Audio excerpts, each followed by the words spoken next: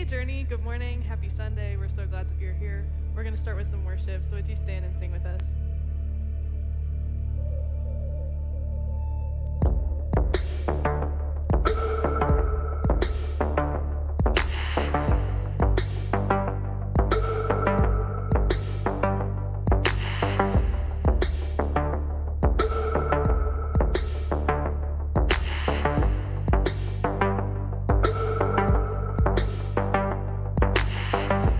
Coming out from the darkness, turning back to a love that is stronger, calls me from within. Now I rest in your goodness. I will trust your I will cling to your promise to make me new again. Don't stop, let your love, let your heart change me. Oh my love, oh my heart, don't stop. You're the one I want. I can see how you're moving. Heal my heart of stone. And I can see how you walk with me. I never go alone. Don't stop. Let your love, let your heart change me. Oh my love, oh my heart, don't stop. You're the one I want.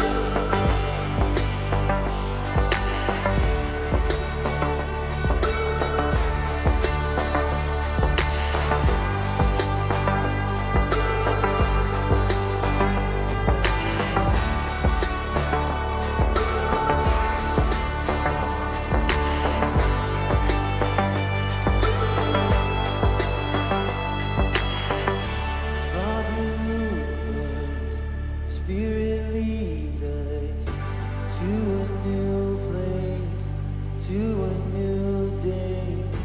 Father, move us, Spirit, lead us to a new place, to a new day. Father, move us, Spirit, lead us to a new place, to a new day. Father, move us, Spirit, lead us to a new place, to a new day. Father, move us, Spirit, lead us to a new place, to a new day. Father, move us, Spirit, lead us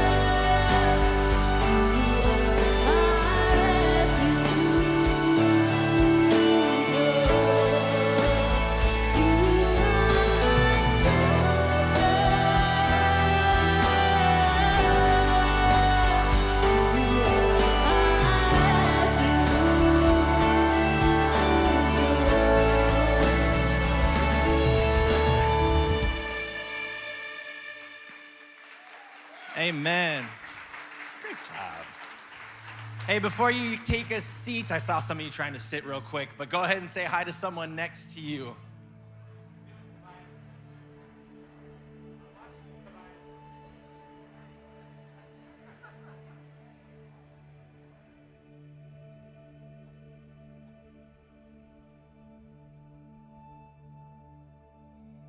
All right, go ahead and take a seat. Welcome, my name is Chris. I'm one of the pastors here at Journey, and it is so good to be with you this morning here at church. And if you are new to church, or if you're coming back for the first time in a long time, or if you just have questions, we just want to say welcome. We're so glad you're here. Want to invite you to stop by our welcome center right out front, and we have a free gift for you, which includes, but is not limited to, a free coffee drink over in our Plaza Cafe, which you can redeem any Friday night or Sunday morning. We would love to bless you this morning with that and with friendship and with the presence of God in this place. So just want to say a real quick welcome to you. I've only got a couple things to share with you. One, and they're both really exciting and really important in the life of the church. One is baptisms. We've got, there we go. Oh, there we go. About half of us are excited. That's cool. Baptisms are a wonderful, wonderful part of our faith, a wonderful part of our relationship with Jesus. It's an opportunity for us to declare in front of God and the family of God that it is our intent to follow Jesus with the rest of our lives. And though imperfectly, we know that God will continue to pursue us when we are imperfect, and he will do it so wonderfully and perfectly that we know that we have God with us for the rest of our lives. That's what baptism symbolizes. And this time, it's not as easy walking out into the parking lot. It's gonna be down at the bay. And I wanna encourage you, if you've never been baptized, if you have questions, we're going to have baptism orientations up in the risers after every service between now and October 9th. And for those of you who have questions or are thinking about it, please go and ask your questions. Get your information that you need. And for the rest of us, those of us who call Journey home, this is an opportunity to welcome people home. Welcome people into the family of God from now throughout the rest of eternity. So I want to encourage you to be there on October 9th, 1 to 4 p.m. at Crown Point Park. Get out there and celebrate, because it's an opportunity for you to say, not only is this great for them, this is great for us because we're getting a new family member with all of their gifts and all of their unique personality.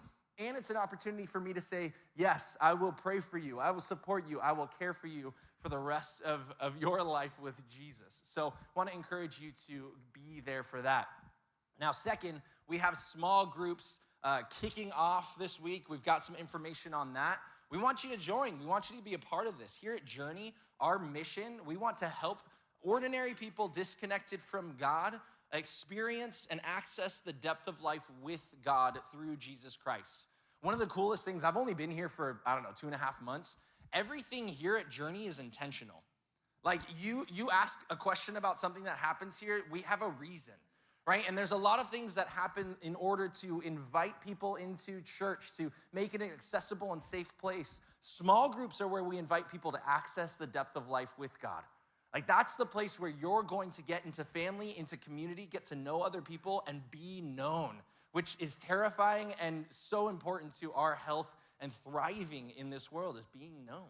And so I want to invite you, every single one of you, to stop by. We're gonna have leaders out there who are gonna give you information and let you know. We have so many different opportunities. We have childcare provided for a variety of our groups, but go ahead and check that out on your way out. Now, before we get started, I wanna do two things. One, I want to invite the ushers down as we receive our offering this morning. This is an opportunity for those of us who call Journey home, an opportunity to give out of what God has generously given us. And when you think about the gift of his life and his death and his resurrection and the entirety of our future laid out before us in heaven, I think giving a little bit of what God has given to us financially is a great bargain, if you ask me. But this is an opportunity for us to worship and say, God, this is yours. If you're new, if this is your first time, please don't feel obligated.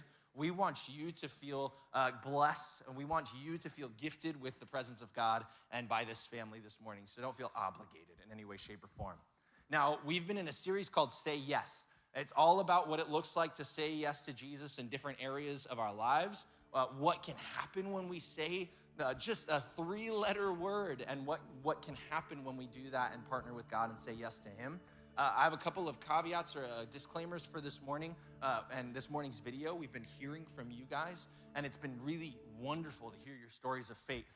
This morning is a beautiful story from a beautiful woman who is beautifully taken in marriage by me. Thank you very much. It's my wife, so don't get any ideas. So that's one, so no ideas. Two, if you feel like you want to encourage her afterwards, just be warned, she is an identical twin, and her identical twin is actually here today. So you have a 50% chance of congratulating the wrong person, right? We flew her out all the way from Houston just to confuse you, right? So why don't you go ahead and turn your attention to this video and be encouraged by God. Hi, I'm Katie Ward, and I said yes.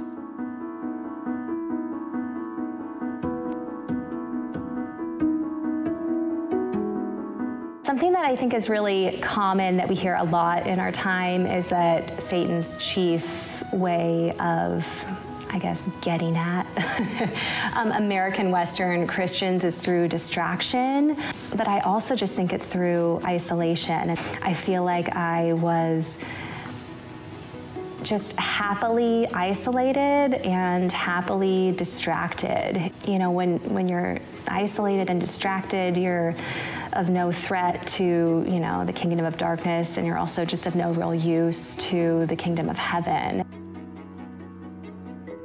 Moving through the past couple years has been a lot of balancing just a lot of different challenges through, like you said, getting through my master's program and then raising a 3-year-old baby. We ended up getting pregnant on like the first week of that program. And then while I was working full-time as a nurse.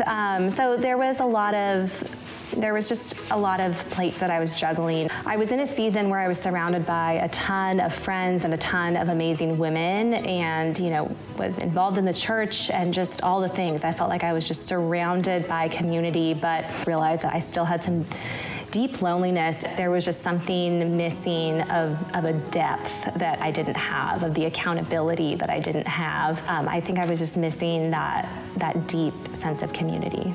It turned into a prayer of just asking the Lord that he would bring those people into my life. So the initial nudging was back last summer when he just told me that we needed to start a community group at our house. It was kind of coming out of some of the isolation that I know a lot of us experienced during COVID. And, you know, we started that for just a lot of young families at our church, which was great. Just taking that step just to invite and see what the Lord would do with it. It was so helpful for us each to look at what we were wanting out of community and wanting out of our friends. I think that, you know, through our time with each other, especially in the early days, we just spent in our early groups together, just spent a lot of time dreaming about what a group like this could look like and how friends in the family of God can actually just become family to each other. What our goal was to have, you know, the friends that you can do everything with and that you vacation with, and you get to choose who is going to be like a very close direct line into raising your children. Another invitation of the Lord in that time was the invitation to be bothered. Jenny Ellen has a quote, and I'm probably going to butcher it right now, but the most dangerous place for you to be is alone and unbothered. I certainly wasn't alone, but I was definitely unbothered. I didn't have, you know, women in my life that really knew the nitty-gritty, that were going to be asking me about, you know, hey, if you accept that job, what is that going to mean for your work-life balance? What is that going to mean for your family? What is that going to mean for your spiritual walk? Just really having people bothering me. And I think that was just another invitation. And then just the invitation to be vulnerable and actually, you know, listen and be bothered in that time. And the benefit that I've found from, you know, going deep and being vulnerable and having these people who I know everything has made me a lot more able to pour out into the other relationships. And as I'm meeting new people and as I'm, you know, having interactions with other people, I feel like I have such a more stable base to pour out to them, knowing that I'm being poured into and bothered and held accountable kind of in my own inner circle.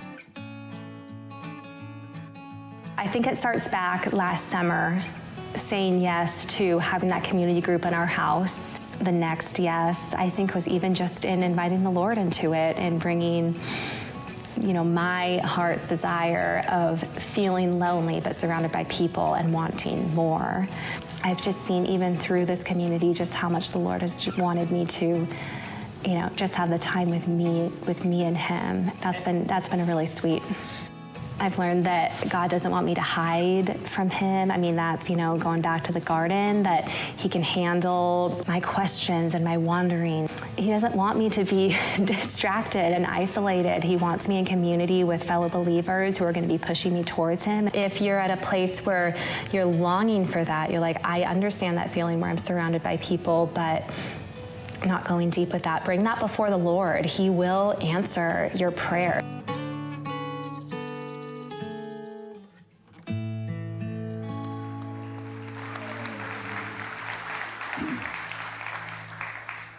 Hey, awesome stories, don't you think? I love these stories. They're so great.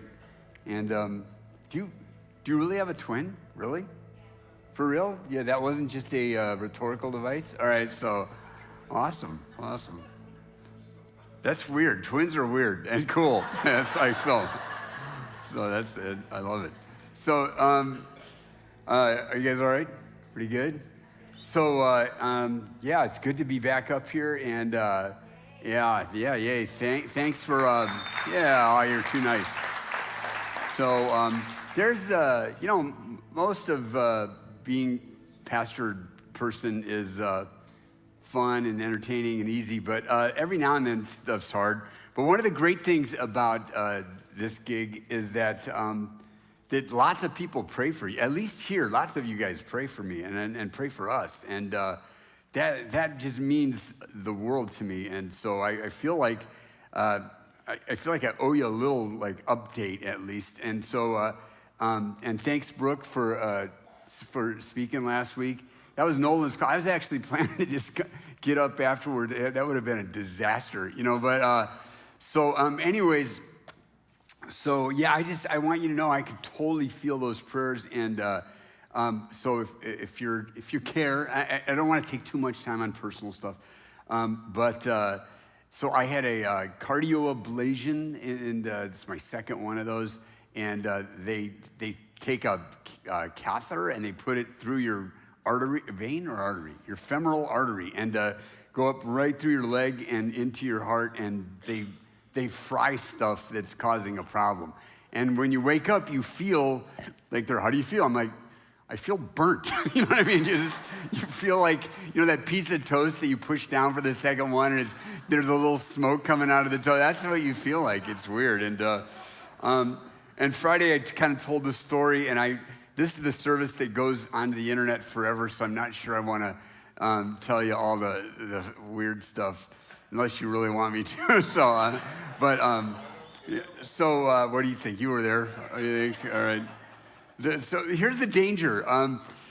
After I tell you this, you might have to change churches, because you're going to be going, I don't think I can look at him again and not think of this. So, whatever. So, I've had a good run. So they did the procedure, and if you've ever, there's a place they do these, and it's like a garage. There's bays, and there's different dudes that are in that day, and they're all dudes. There was 15, 16 of us.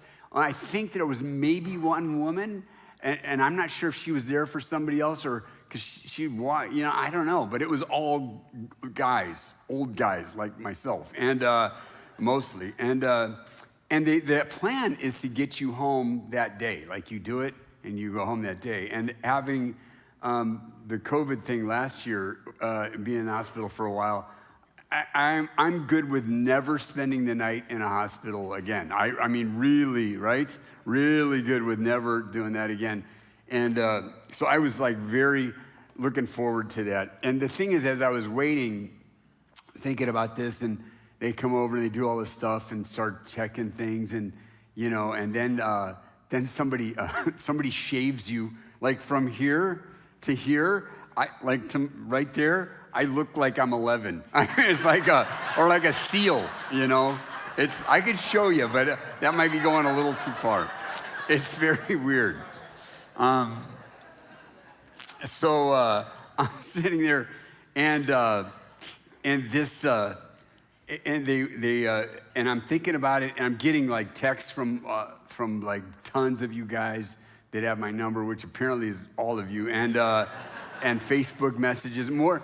Like I showed my daughter the other day, she goes, Dad, you have 1,200 unread texts. I'm like, well, that's how I roll. I don't reply to most of them, but anyways, it was cool. I was laying there thinking, I actually had, there was like this thing that was on me. It was like people go, did you feel peace? And I'm like, yeah, but what I felt was joy. I just thought how weird it is. Like, I feel really happy right now, and I'm about to go do a very unpleasant thing. And anyways, so where you and I come into this, and you guys praying, is like, so I came out, and like, and they kept delaying, and you're waiting to get in, and you're like, because they got to watch you for X number of hours, and then you got to, and I knew the longer it took, the less likely it is that I'm heading home, and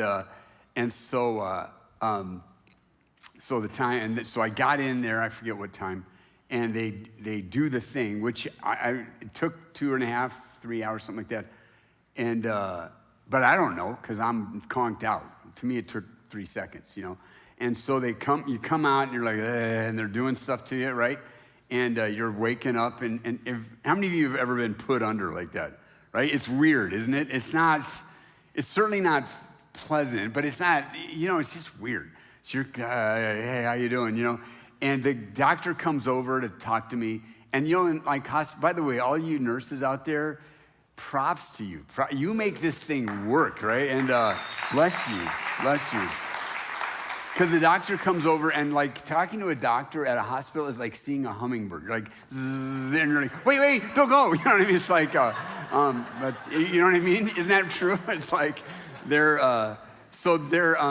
they came over, and he tells me things went well, and he was able to ablate 3 different areas or whatever it was, which is an answer to prayer.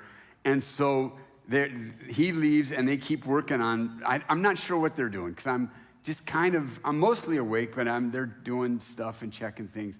And so I said to him, I go, I'm not sure how we do this or where this fits in the agenda or the program here, but I gotta pee. And so, because I guess they pump you full of fluids while you're in there. I like didn't eat all day and gained 3 pounds that night. It's like, all right, yes. So they're like, okay. They go, no problem, Mr. Noble. You have there's something down there, and you're cleared for takeoff. Just let it rip, And I'm like, oh, all right. It's kind of a like life goal check, you know what I mean? And so I just let it rip, and I said to them, I'm not sure about the whole system, but I'm like wet everywhere. I think we had a failure in the process here, and there is a point to this, by the way. See, this is the part where you go, ugh, I think guy's laying in his own urine. I was like, do I really want to listen to him exposit the Bible? I could see where you wouldn't. And so anyways, they're cleaning me up, and I'm like out of surgery, I think, a half hour. And they rolled me over on each side to try to get stuff out and hose things down and stuff. And while that happened, I went into a rhythmic episode, like it's called a SVT. And I'm there, and they're like, oh, okay. And then the wound, like that's in your femoral artery, that if something happens, you could bleed out like fast, right? So they go, oh, his wound is oozing. I'm like, that's their word, not mine. I'm like, I don't know exactly medically what oozing is, but that doesn't sound cool either. And then my BP started dropping, and I'm like, crud. And so they're like, well, Mr. Noble, I don't know if we're gonna be able to get you home tonight. And I'm like, oy. And I'm not proud of this prayer, but I'll tell you what I prayed. I said, Lord, you are missing a great opportunity to answer a lot of people's prayer right now. And I said, I'm just, help me help you, Lord. Like, if you can just, if you can deal with all this and get me the bleep out of here, then all the people will go, oh, God's answering our prayer. And if not, you're gonna be way busy with people going, God, why didn't you answer our prayer? And all this stuff. I'm just trying to help. I'm thinking of you, and I literally prayed something like that. And again, not proud of that, but like giving God advice on how to manage his godness, that's not a great strategy. But so they're wheeling me to the place. The first sign of grace is all this happened about 7 at night, 7:30, and just at 7, and I don't know if you know this, but at hospitals now, other than the patient, nobody can go in there anymore. You can't, there's waiting rooms that you're not allowed to wait in. And so my wife was in La Jolla off Genesee there, and she's had to find something to do all day.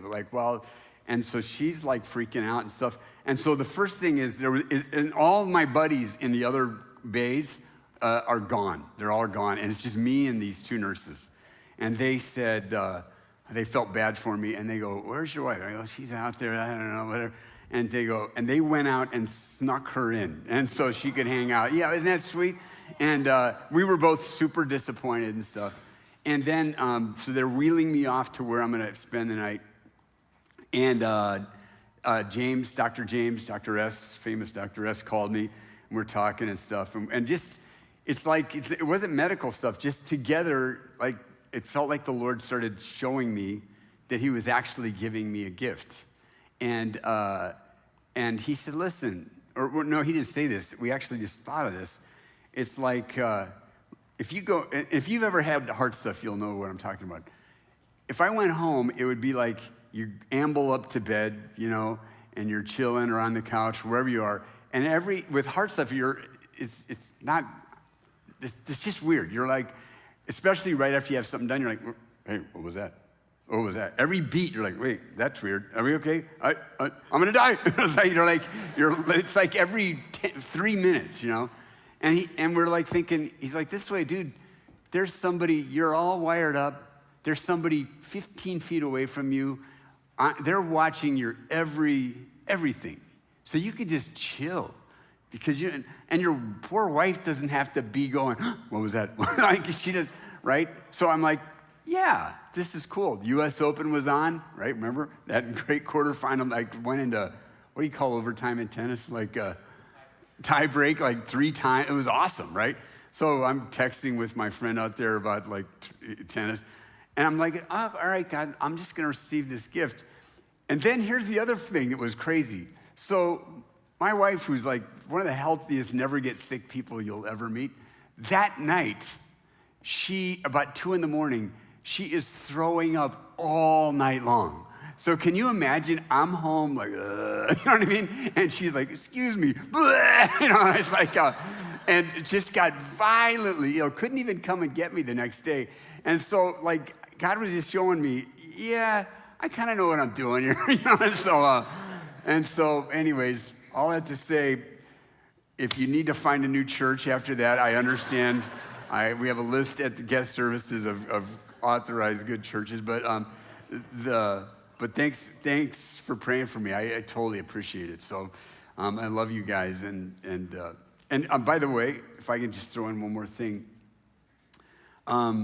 We've been praying for a guy. Sometimes there's one of our guys, right? And he's had a stroke, and Gil Hughes is his name. And several times we've prayed for him as we prayed for each other during a service.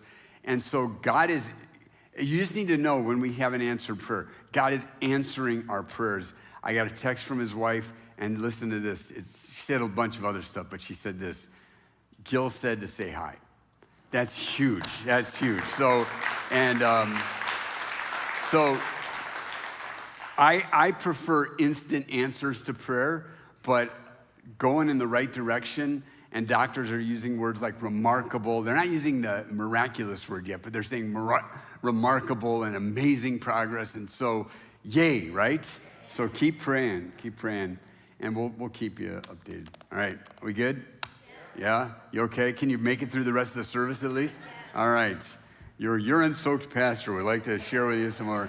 So anyways, here's the deal. Take that outline out that you got when you came in, or you can bring it up on the Journey app. Here's another option. Under some of the seats, there used to be all the seats, but many of you have helped yourself to these Bibles, which is great, by the way. I don't mean that in a, this isn't a hotel where you're stealing with, but even then I think it's cool. But you could try that, but we're gonna work through this one specific passage today, and it's in Hebrews chapter 10. Here's another thing. If you don't have the app on your phone called YouVersion, Y-O-U version, you really should have that. It's free. It's super amazing. It works great, and it has. You can get pretty much every translation, almost every, not fully every, but every translation of the Bible, English translation you can imagine, and it's absolutely free. So if you want to, either way, what I'm saying is I'd love for you, one way or the other, to have the text in front of you as we look at this. So here we go. And as you saw from Katie's story and these other stories in the series we've been in, that our series is called Say Yes. And the thing that intrigued us and got us here is how crazy it is that one monosyllabic word, one in English, 3 letters, yes, in Spanish, Tagalog, Greek, 2 letters, right? One tiny little word, when you direct it towards God, just releases so much. Like it's like, this phrase is so overused. It's too bad. It's such a game changer, right? It's a life changer, one word. But, not but, and, well, I guess but and. It's also critical that as you go on in life, having said that one word, that you keep saying yes. Because it seems like our lives and our inner lives tend to go either, there seems to be like a yes direction that people are on, a yes path, or a no path. And so it's critical that we keep saying yes. You've probably met, maybe you've been this person, maybe you are this person, it's somebody that says an initial yes and seems to be on the, as it were, the yes path, but somehow stuff comes up or something happens or whatever. Sometimes you don't have any idea what it is, but all of a sudden they seem to have hardened against, and now their basic posture is the no path. Have you ever met anybody like that? Jesus actually predicted that it would be like that. He said when the word of the kingdom, the good news of the kingdom goes out, that some people will just say yes and keep saying yes, and then their life will bear fruit. It'll be a fruitful, productive life that they will look at and go, wow, that's a life well spent.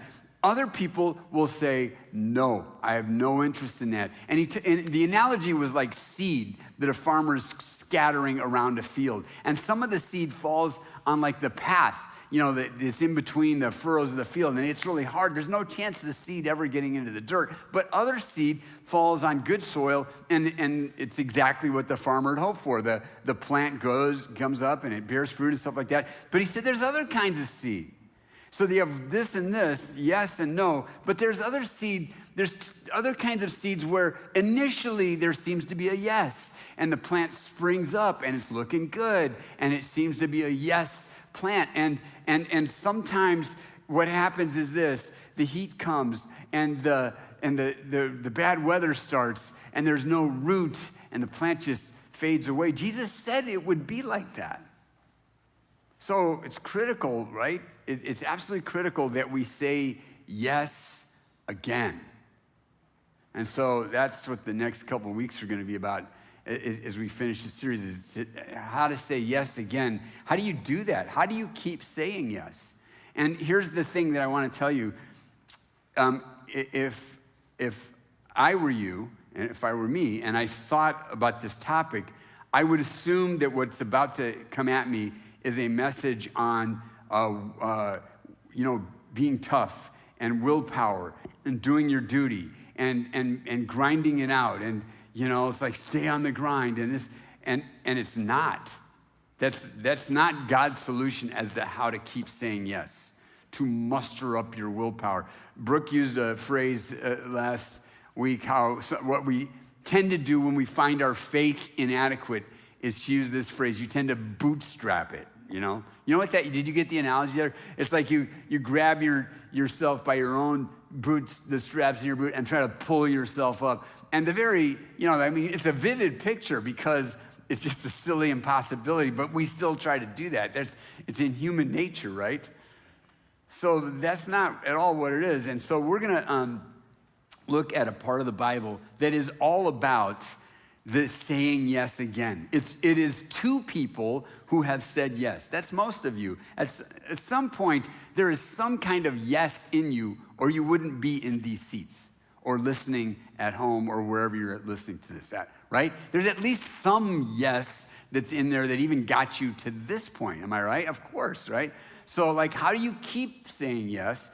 And what if you're tempted to stop saying yes?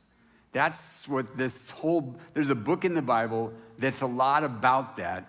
It's one of my favorite books in the Bible. It's super interesting, I think. Especially if you've been a church-going Bible person for a while, it's more for you than if you're brand new. But I think we can make this work for everybody here. It's the book that we call Hebrews. It's a letter to a group of Jewish Christians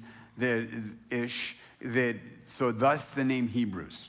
It's an interesting book, but here's why it's not, if you just grab it and start reading it, why it's not necessarily great if you're brand new at this. It's because it's enmeshed, because these are all Jewish people, who have decided they're gonna trust Jesus as their Messiah. It's enmeshed in the story of Israel. And in fact, in some way, you're never gonna get the Bible unless you get the story of Israel. That's the whole point. It's one long story. And Hebrews is a very not modern book in this sense. Our books today have chapters, and if they're popular books, they're short chapters, and they're broken down with bullet points and arrows and lists and summaries and things like that, right? Sometimes illustrations and diagrams.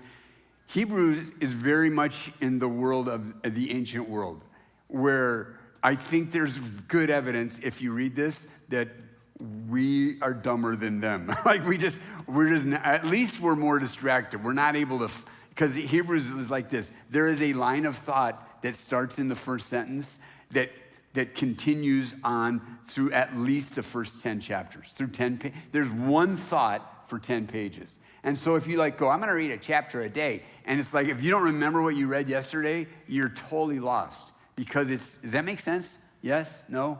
Yes? All right, so what I wanna do is just kind of get you into the story, and then and it won't take long, I don't think.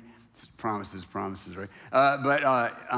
And then just tell you, so how do you do this? How do you keep saying yes? How do you say yes again? A couple of ideas. Here's the flow of the story, is that something huge has happened. This isn't on your outline, but I thought, hey, you can look at it on the screen. That's the whole point of the New Testament, is that something huge has happened. Here's the point. I think this is, even if you're a little on the skeptical side, I think this is fairly easily demonstrated, that Jesus of Nazareth, Jesus who we say is the Christ, the Mashiach, the Messiah, the Son of God, that Jesus changed everything. Historically, I think that's an easy argument to win, that Jesus changed everything. What year is it? Duh, right? 2022, for Jesus changed everything. There's nothing that's the same. A lot of why you think what you think. A lot of those of you that are a little more critical, those of you that critique the church and religion, and you're well, I have a problem with this and this and this. Here's what you probably don't even understand. The reason you have those problems with this and this and this is because of Jesus. He introduced that into the world. He set that off. Jesus changed everything. Like historically, that's pretty easy to, but even here's the point of Hebrews is spiritually, it changed everything with you and God. In fact, this right here is an actual Bible, all right, a teacher's edition, but it's a Bible. And here's the thing. The whole Bible is like this. There is this part that is the pre-Jesus part, and then there's this part that is the post-Jesus part. Like that's all the stuff in the story. Like slavery in Egypt and Moses and King David and the temple and the exile to Babylon, all this stuff, and all the tabernacle and that stuff. The point is that the New Testament guys are saying is all of that, and everybody knew this, is that all of that was pointing to something. The whole story of Israel, all the sacrifices and the rules and the diet and the kosher and the circumcision and all of that were pointing to something. They were foreshadowing and picturing what God would do, that he was going to revolutionize everything, and everything was going to change because it was all pointing towards something. And then when you get there, of course, now we're here, now what, right? So like, and in Hebrews, the guy is really, really interested in all of the stuff that happened in the temple and the tabernacle. At the time that this was written, there was still, it was a few years before it was destroyed, there was still this, one of the wonders of the ancient world was the temple in Jerusalem. And it was a massive, glittering, gleaming, they said it was when the sun coming up over the Mount of Olives, when the sun hit the temple, they said it was so bright that you couldn't look at it. It was gold everywhere. It was just an amazing thing, right? And this guy is really interested in what that means for us as Israelites and us as people that have trusted Jesus as the Messiah. And so like, here's what he talks about all the time let me just walk you through the temple. So it's this huge complex. Today when you go to Jerusalem and you visit the Temple Mount, it's massive. It's massive. And the temple itself went way high. If you've ever seen a picture of Israel from the Mount of Olives and you see the Al-Aqsa Mosque and the Dome of the Rock and all that, and it's this big, huge thing, the temple was twice again taller than what we have today, right? And so, but when you walked into that, there was this thing. Here's what would happen, is all around the temple was this area that was called the Court of the Gentiles. And so say this is this miniature of the temple, the stage here. The out here was the Court of the Gentiles, and somewhere out there was a wall that was about 5 feet high, 3 to 5 feet high, not sure, but about this tall, and it had different breaks in it, and it had an inscription on it that said, you can't, if you're not of Israel, you can't go farther than this upon the pain of death. You can't, you stay out. Then once you came in there was the Court of Israel, they called it. An Israelite could go there, but nobody that's not an Israelite could go there. Then there was the Court of the Women, where the women could go. The women could only go so far, and then you'd have to be a male Israelite to go any farther than that. And then there was this famous gate that Herod built, the Nikron Gate, and past that was the court of the priests. You had to be a priest to go any farther than that. And then there was the actual building of the temple itself, which was only entered into by some of the priests some of the time to offer sacrifices. And then inside the temple, there was a veil.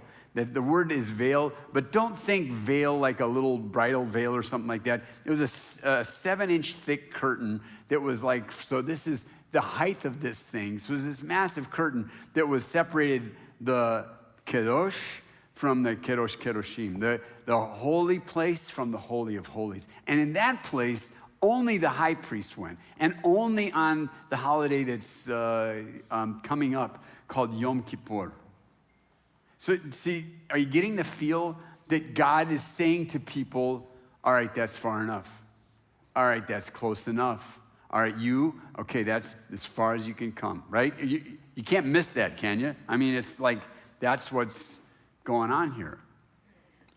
And so the guy who's writing this says to these guys, he says, for the law, this whole system, for the law, since it was only a shadow of the good things, I'm reading to you, it's not going to be on the screen, from Hebrews chapter 10. Since it was only a shadow of the things to come, and not the very form of those things, it can never, by the same sacrifice which they offer continually year by year, make complete, make perfect those who draw near.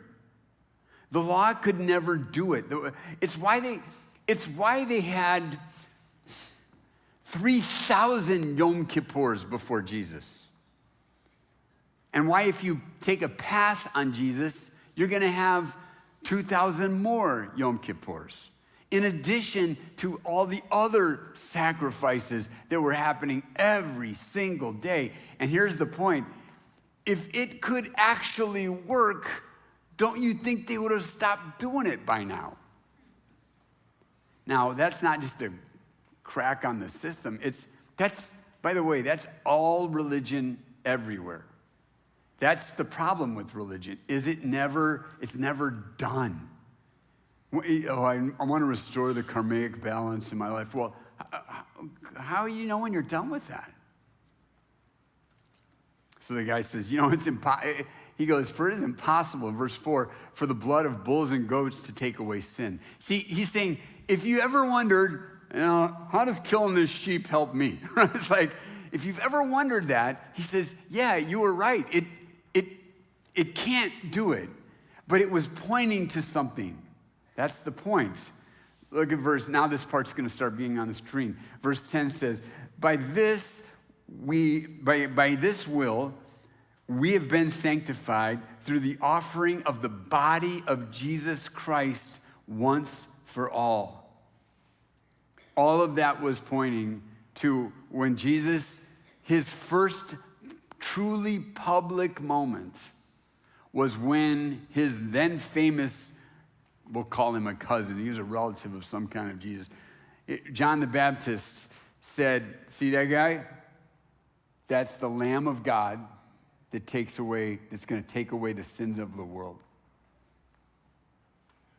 God came in person, a real human. It's like he's restarting humanity. It's like this Imago Dei, this image of God project is getting restarted. The one guy who, instead of being defeated by sin, like all of us, actually conquered it and defeated it. There's a prophecy that is 758 years before Jesus. The prophet Isaiah says, all of us like sheep have gone astray, and each of us have turned aside to his own way, but the Lord caused the iniquity of us all to fall upon him. That's why by the offering of the body of Jesus, we've been made holy. If you've trusted Jesus, God actually, you might, on your life might say, I don't see a lot of stuff here I call holy, But God is saying, no, that's the God who creates says, I've created a new thing. You're a new creation, and that thing is holy. So then he goes on to say this, verse 18. Again, it's on your outline. It'll be on the screen. Now, where there is forgiveness of these things, ready? This is really cool. Where there's forgiveness of these things, there's no longer any offering for sin. We're done. We're done with this. We're finished. When Jesus died on the cross, there's 7 things that he said. We did a series once, the 7 cries from the cross or whatever. But one of those, in English, in Greek it's one word, tetelestai. But in English, it's this. It's pretty famous. Jesus said, anybody know? It is finished. We're done. This sacrifice right here, Jesus says, this is the last one. All of them were pointing to this. and now it's finished. See, here's the cool thing, is this is the only place, listen, when you come to Jesus, that's the only place you can find refuge from yourself. Like, part of what you need a break from is you, right? Like, most of your problems are you, right? Okay, can I just nobody get their feelings hurt if I say this. Agreed? All right? I'm gonna be just transparent here. I mean, the guy that pissed himself, of course he's gonna be transparent, right? What else is there left to hide at this point, right? So a lot of us from Journey, you know some of these people, they've moved to other places, you know, and good. Some of my best friends have moved, and for a variety of reasons, and I'm saying anything one way or the other, and you know, people come, hey, I'm moving, so can pray for me. Can you tell me a good church? I'm like, well, as soon as I get done being mad at you, I will tell you. But no, I'm cool, you know, like sort of. And so, and here's the thing: for some of us, the reason, and I just trust me, I understand. I get it. Some of us are like, I just got to get out of here. This place is crazy. California's going nuts. Is it right? Have you heard this? Anybody? Am I the only one that's ever heard somebody say this? All right. And I get it, right? You get it, right? It's expensive, it's, yeah. Here's the problem though, I mean, just in case you're thinking about this, when you arrive in, well, everybody say the place they think they're all going on 3. 1, 2, 3. When you arrive in, right, Idaho, Texas, Arizona, Florida, wherever you're going, Nashville, God bless you all. And I mean that. I'm not being a smart aleck here. I know, I mean it. I'm sad you're gone. I'm going down with the ship, man. I'm like, so, and I hope some of you are too. But here's the thing. You do realize, right? When you get there, when you get to wherever, right? You're gonna be there, right? Your main problem is going with you. Like, you're like, I gotta get out of the craziness. Well, I don't know how you're gonna do that, because part of that craziness is you. You realize that, right? But here's the deal. There is forgiveness of these things. There is no longer any offering for sin. There is rest. Verse 19, therefore, brethren, since we have confidence to enter the holy place by the blood of Jesus, you have confidence. Now, here's what he's saying. Okay, remember the picture of the stage, the temple? We have confidence to go right on through here. All that you heard your whole life as you would come to the temple is far enough. No. Okay, you're a woman? Oh, you got to stay out there. This is Jewish men only. Oh, you're not a priest? Well, you have to stay out there. But now we have confidence to waltz right in. Access to God and his friendship and his power and his victory. Verse 20, by this new and living way which he inaugurated for us through the veil that is his flesh. So there's a new and living way. This is not what you've been raised with in terms of religion and rules and bootstrapping and trying really hard. There's a new and living way that was inaugurated through this person, Jesus, through the veil that is his flesh. So here's what happened when Jesus died on the cross. Remember I said there's this big, thick veil between the holy place and the Holy of Holies. And it says that in one of the Gospels that when Jesus died, that veil was torn from top to bottom and thrown open. God was trying to say something. And one of the things he was saying is the real veil that is being torn is out there on that hill as that body is being torn. And since we have a priest, now here's the last one before we get into this, and since we have a great high priest over the house of God. Here's in another place in this very book, it says this, that Jesus is, it says, I'll quote it to you, he ever lives to make intercession for you. Jesus is going to bat for you all the time. Isn't that cool? Every minute of the day, Jesus is advocating for you before the Father. He's You have Jesus, the great high priest, is the one making a way for you. So you get the point? Something huge has happened. This, right? Yes? Awesome? Yay? It's all good, right? It's all good. Yeah, let it rip. Life is good. But, as the great prophet Ringo Starr once said, it don't come easy, right? Here's the problem, is it ain't easy. Because there really is a devil. You might think, well, that's kind of a superstitious thing. Well, enjoy getting your rump kicked if that's what you think. I mean, either way, even if it's like there's a devil that's opposing your every step, in this world, there is a kind of a prevailing current that will push against you. And then there's this other problem that we've referred to several times of you, right? You have all these reflexes that are conditioned against God. You have this reflexive resistance to God. So do I. Like, there's a part of me that's just like, well, wait. I've been doing this a long time. And yet still, when I told you, I'm there advising God, telling him that he's screwing up, telling him how disappointed I am in him and stuff like that. It's not like I planned to say, I would like to pray a quasi-blasphemous prayer right now. It's like, no, it was like that just came out because I have these reflexes, right? Reflexively resistant to God. And see, so that the one I want to think about for the purpose of this passage is that one, the world. See, if you're going to live as a Christ follower in this world, there's something in the ambiance. There's something in the esprit de corps. There's something in the zeitgeist out there that is kind of a anti-God flow. And at different periods and in different places in history, the flow is stronger or weaker.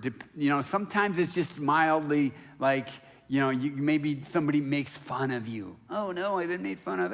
What am I gonna do, right? And sometimes it's that.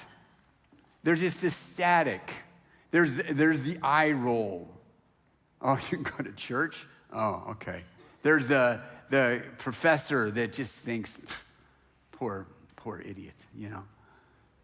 But then sometimes there's opposition. And these are just things I made up this week. I thought sometimes you go from static to opposition, where there's like you might lose a client or two or customer because they find out what you think about certain things, and they find out that you're a Christ follower and you're committed to that.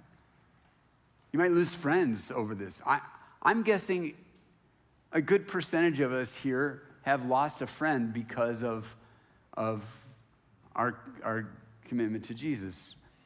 Maybe not that they hate you or anything, it's just they just don't prefer to hang out with you anymore. You don't get a text back from them or anything. And then there's like when it's real persecution. Like that actually happens. That's actually happening in the world right now. Right now.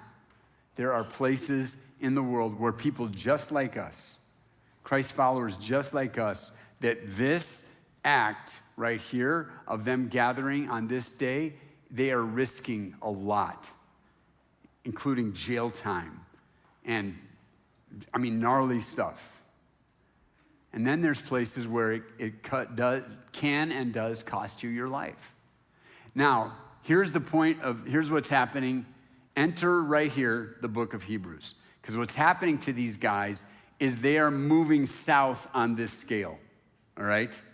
So there was always static, and there will always be. There will always be some blowback, and in different pockets of places, even from city to city and state to state. There's places that you can't, there will always be something. But they have gone from maybe opposition to persecution.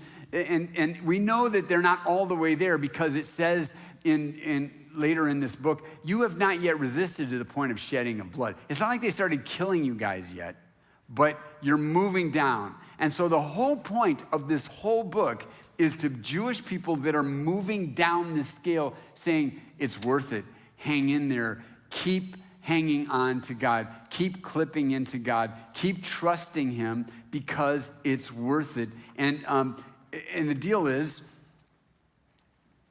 here's the problem, is for Jewish people, Judaism in the Roman Empire, and there were several of these, but Judaism was the main one, was classified as in Latin, religio licita.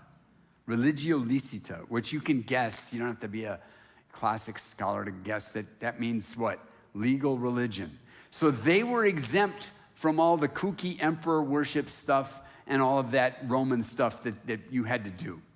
And for a long time, or for not a long time, for a couple decades, the Christ followers were considered a sect of Judaism, and so they too were, in some places, were exempt from this. Now, when you became a Christ follower and you never knew anything about Judaism, but like say in places like Ephesus or Corinth, it was a little harder, but at least in some parts, we were considered like just a crazy branch of Judaism. But then as time went on, the Jewish people, they were saying, those dudes are not us, right? And so it began to cost you. And some of these guys were tempted to go, well, maybe I can go back. I mean, I know I got baptized and went all public with this, but so how do you keep? And the writer says that's a no to God, and it will ruin your life. How do you keep saying yes, even when it's kind of hard? All right, so that's what this is about. And there's three things. You can see it. If you're looking at the text, you can see the three things that you do to clip into God. Remember Brooke's illustration? Our friend, Mr. Rope, he's back, all right? And so, and what she said, when we find our faith like falling short, we don't try to just grunt and like, okay, I'm gonna jump harder and throw higher. Instead, we clip into God. So here's the point. How do you do that? What clips you into God? And you can see it. Look down at your outline if you have it. There's three present active subjunctive verbs. You see how that didn't mean anything? And they're like three verbs that tell you, do this, and do this. And here they're these three: get closer, hold tighter, and hang together. That's how you clip in, right? Let us draw near, verse 22, let us draw near with a sincere heart and full assurance of faith, having our hearts sprinkled clean from an evil conscience and our bodies washed with pure water. So the first thing we do to clip in is we get closer to God. Because you know why we do that? Why does anybody do anything? Because they can, right? We get closer to God because now, remember the stage is that now we're invited all the way in. God is saying you can get as close as you want. You can go as deep as you want, and you're never going to get to the bottom. So come on. Just come on. There's what you need for your soul. I got it. So just keep coming. Just keep coming. Just keep coming. Yeah, well, I'm all screwed up and I've screwed my life up. And yeah, well, you know what? That's why this forgiveness thing happens. So guess what? Just keep coming. I'm holding nothing against you. The high priest is advocating for you. And you might say, yeah, well, I know, but I'm just afraid you might punish me for some of the stuff I've done. He says, keep coming. The veil of his flesh was torn. You are welcome in.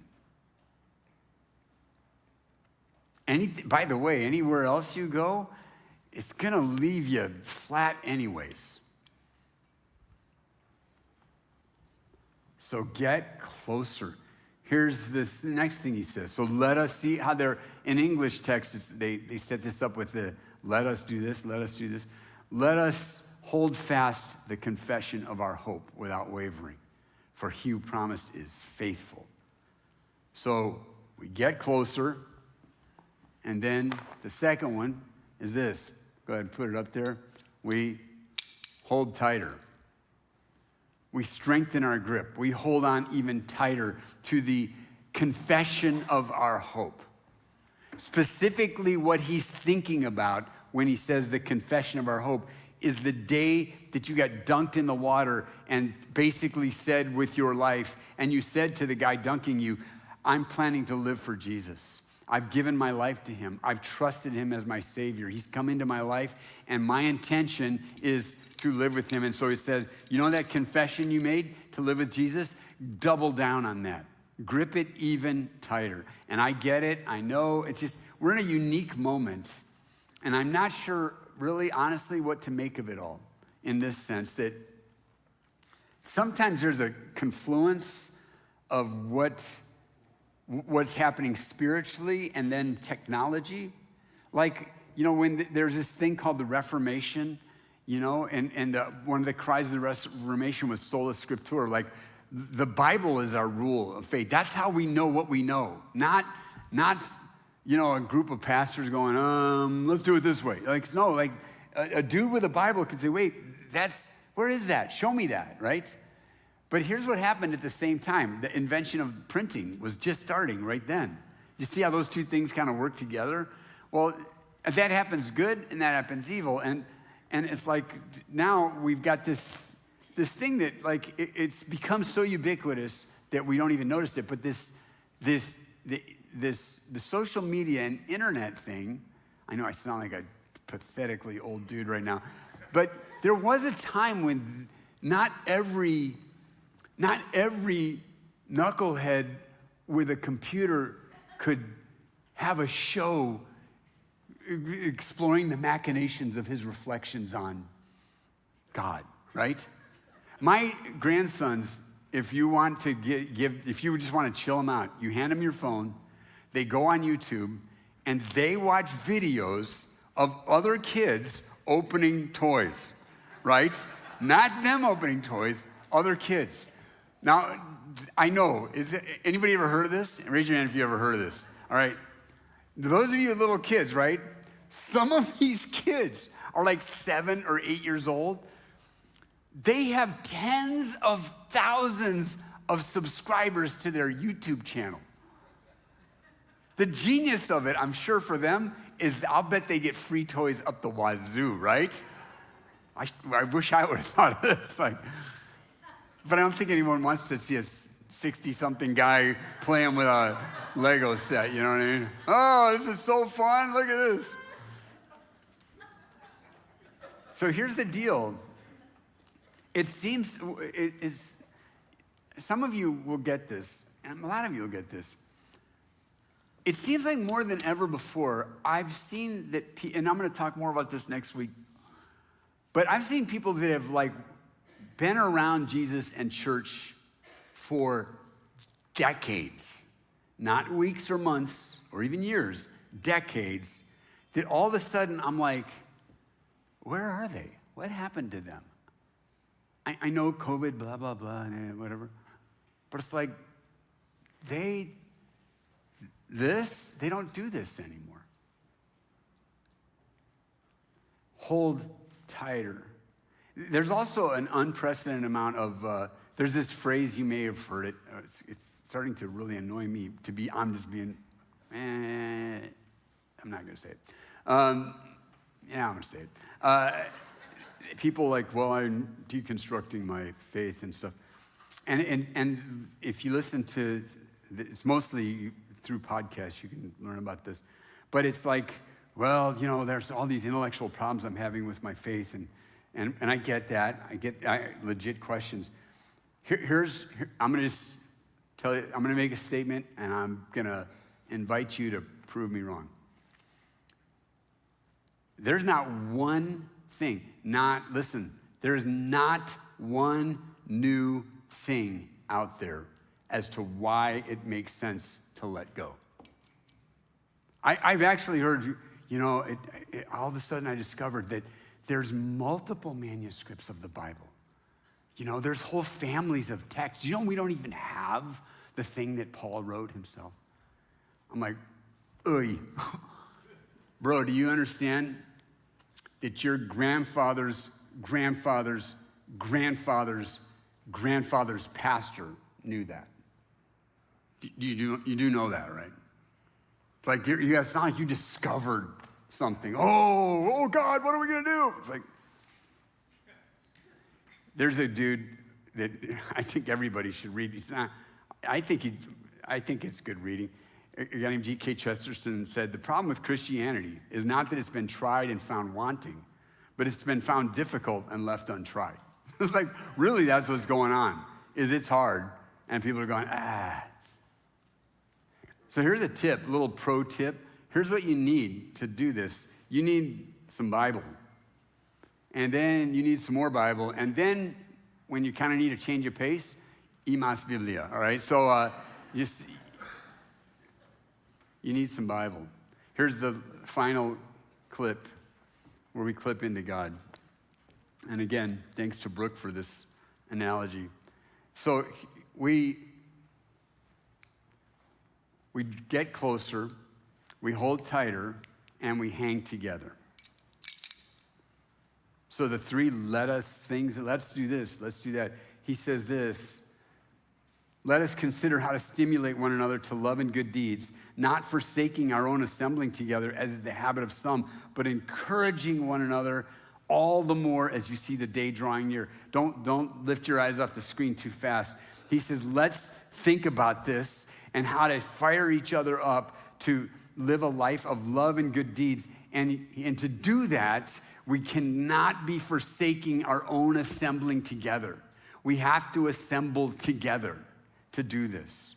If you guys heard that funny thing Ben Franklin said right after he signed the Declaration of Independence, I wrote it down to get it exactly. He said, we must all hang together or most assuredly we will all hang separately, right? It's like, I thought, what a funny dude, right? See, if you don't have this third one, like say you go, well, hey, look, I believe what I believe. I'm not gonna let go of that. And I'm gonna go deeper with God. But, as for this whole church thing, I mean, I don't know. Here's what happens is when you separate, it's almost always a matter of time until this one comes loose and then that one comes loose. And pretty soon, you're left with this thing, which I don't know what, this is for actually a rappel thing you can do. So here's what he's saying, is on the one hand, there's a do not, it's right in the text. Don't do this, don't fade away. Don't forsake the assembling together. I know some of your friends that have unclipped here say, look, dude, I still do church. I get with my friends and we have coffee and that's church, right? It's like, well, yeah, no. The word here is episynagoge. It's like you can hear the word synagogue in there. And it refers not to the act of gathering, but to the gathering, right? Don't forsake. It's like, well, yeah, we get together and we talk about God and stuff. Well, great. You should do that. But just so you know, that's not what this is talking about. It's not the act of getting together. It's the gathering. They knew, and you know what this is talking about. So on the one hand, there's a do not fade away, but do encouraging one another. Do that. Fulfilling my call. See, here's I almost had this point, except it wouldn't have fit with it, like how the other ones are all two words. It's like what he's telling you to do here is show up on purpose. Listen, if you're new, just chill. Let me talk to those of you that aren't brand new. Stop thinking of yourself as a customer. It doesn't just say show up as a customer so that you can enjoy the goods and services provided by your friendly neighborhood church, right? It says, no, show up on purpose. Show up so that you can build into somebody's life and you can fire them up and keep them encouraged and keep them going. And guess what? When you do that, you know how this works, right? Then it's gonna happen to you. It's going to happen to you. There's a guy, you heard that in our group this week. There's a guy that sits over there in the next service, and he's fairly new at this Jesus thing, and he's been doing, there's just, you know how it happens, just a few reasons happen and stuff happens in your schedule, and then you go see somebody in some part of the country and you travel and blah, blah, blah. And next thing you know, you haven't been to church for like a month, right? That's happened to all of us, right? Not me, but I mean, like, I'm kind of here all the time. But I mean, it's not like you're a horrible person if that happens to you. But you know, and I know how easy that is to happen, right? And then so he said, he finally found his way back last weekend. He says, and every weekend I was gone, and this, for you guys online, you know, I know that for some of you, this is as much as you can do. So props to you. But just know there is something else out there. He said there was something about sitting there in the room, hearing everybody sing, being with everybody that just recharged him. And he felt like re-clipped in, saying yes again. So, here's what we're saying, ready? This is a yes to being known, to being deep enough in this thing to where somebody actually knows you. Chris was just talking about that. It's life-changing when people know you, and it's a yes to being real. The last thing we're interested in is people just sitting in a room going, yeah, see, I'm in church, look at me, check me out. No, it's like to being real, like bringing this stuff, dragging yourself in, the real you. And then, yes, to walking on purpose together. That's the idea. That one right there, that's the point. We're walking towards Jesus on purpose together. And when we do that, see, here's the thing. Here's why you got to have this. Because and I'm guessing I have a high capacity for justifying whatever I want to do and telling myself how it's fine and it's okay. And if I'm falling into something negative, oh, it's not that bad. And what I need is to be known and real. So somebody, like Katie said, it's great. We like to just be like kind of known and kind of in, but undistracted and unbothered. But one of the ways that God saves you from yourself is to send someone to bother you. Some of you guys are great at that. So it's like, I'm just kidding. So here's the last tip.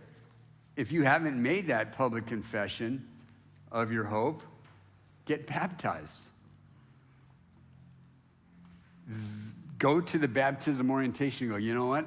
I want to say it out loud.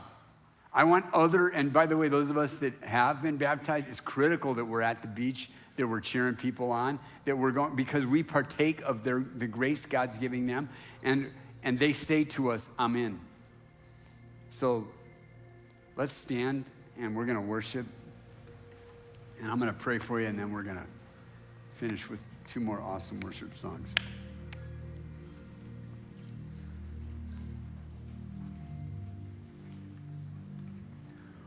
One of the things that we do every week by showing up together at the Episynagoge, at the gathering. And here's why it feels good to be here, right? Like it feels good, right? Here's why. You walk in, you see people, some of them you know, some of them you don't. And it's kind of like just by them standing there, right? Just by their presence, they encourage you. Because you look at them and go, all right, you're still in, right? Yeah, me too. You still in? Yeah, me too. You still moving towards Jesus? Yep, me too. It's been hard. I can't lie. It's been hard as hell, but I'm still moving.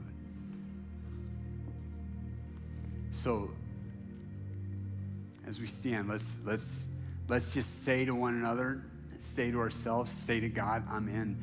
So why don't you bow your head for a second, and if maybe you've never trusted Jesus, maybe you've never made that decision, or maybe you've kind of think, well, I think maybe sort of I kind of have, yeah, I mean, I like Jesus. Maybe you've never, though, made what that writer in that little section called the confession of our hope, where you confess to God,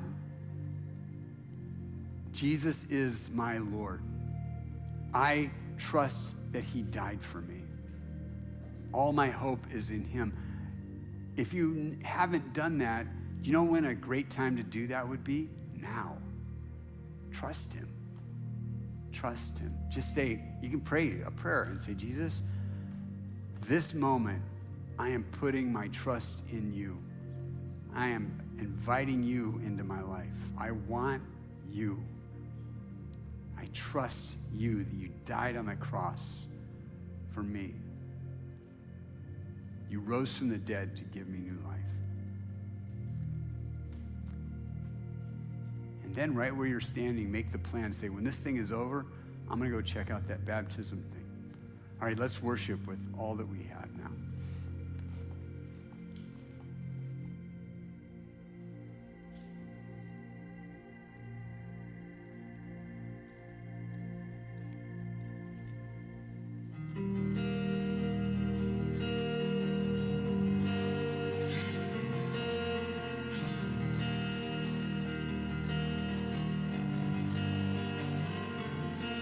This name that shakes the mountain tops, the only word that breaks the curses off. Your name, the one that covers all. It's higher than the others, higher than the others. This name that shakes the mountain tops, the only word that breaks the curses off. Your name, the one that covers all. It's higher than the others, higher than the others.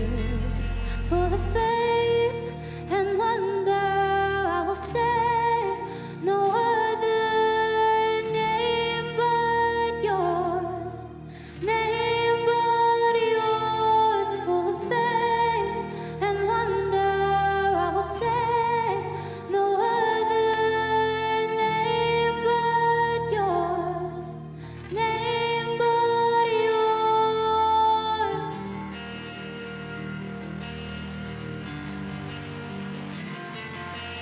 This name that storms the gates of hell, the only word my life will live to tell. All the earth will bow beneath the sound. Higher than the others, higher than the others. For the faith and wonder I will say, no other name but yours, name but yours. For the faith and wonder I will say, no other name but yours, name but yours. Jesus,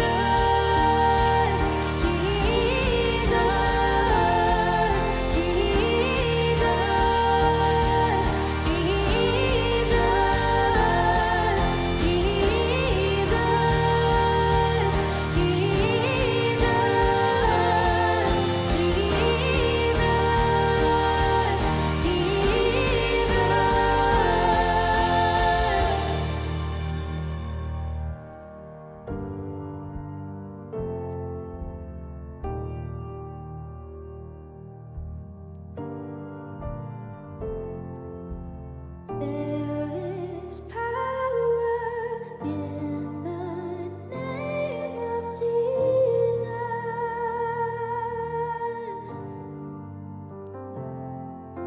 Sing it louder, oh, the name of Jesus. Sing this out. There is power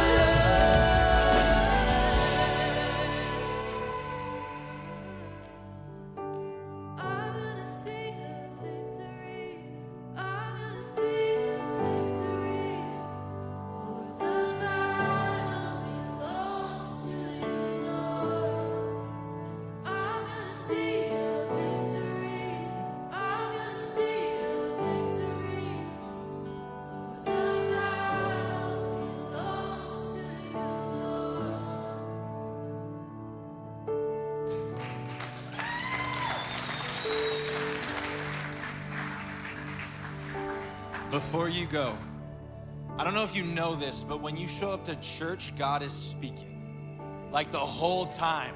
And I pray that you're paying attention, or that you're learning how to pay attention to what God is saying. Because if you're just listening to what Ed's saying, you're gonna hear some like smart Hebrew words and stories about Pete. Like that's all you're gonna get, right?